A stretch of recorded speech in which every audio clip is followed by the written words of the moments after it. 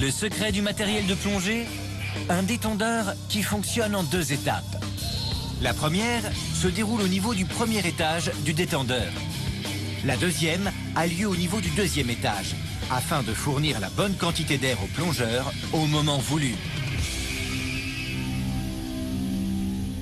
Et toute l'opération est contrôlée par la respiration du plongeur.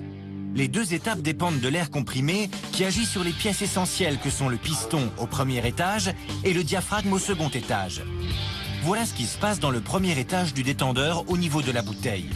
Le rôle de ce premier étage est de diminuer la pression de l'air comprimé qui sort à 207 bars de la bouteille tout en maintenant une pression légèrement plus élevée que la pression ambiante de l'eau afin de permettre à l'air d'atteindre le 2e étage du détendeur.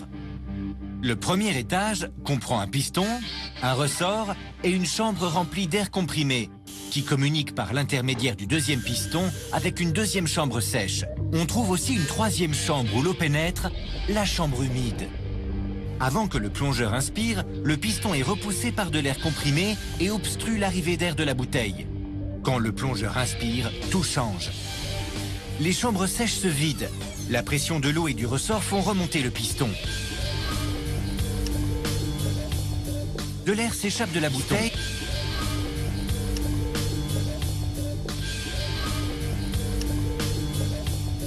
et circule jusqu'au poumon du plongeur. Cela dure jusqu'à ce que le plongeur cesse d'inspirer. Les chambres sèches commencent alors à se remplir à nouveau d'air. La pression augmente et fait redescendre le piston qui coupe l'arrivée d'air de la bouteille. Et maintenant, la 2e étape, qui a lieu dans le 2e étage du détendeur. Il est équipé d'une soupape qui réagit à la respiration du plongeur. Voici comment. Lors de chaque inspiration, la pression d'air à l'intérieur de la chambre de ce 2e étage devient plus faible que la pression de l'eau. L'eau exerce une pression sur le diaphragme, ce qui active un levier. La soupape est ainsi repoussée et l'air présent dans le tuyau est libéré. C'est précisément cet air qui appuyait sur le piston dans le premier étage du détendeur. Les chambres sèches du premier étage sont de nouveau vides.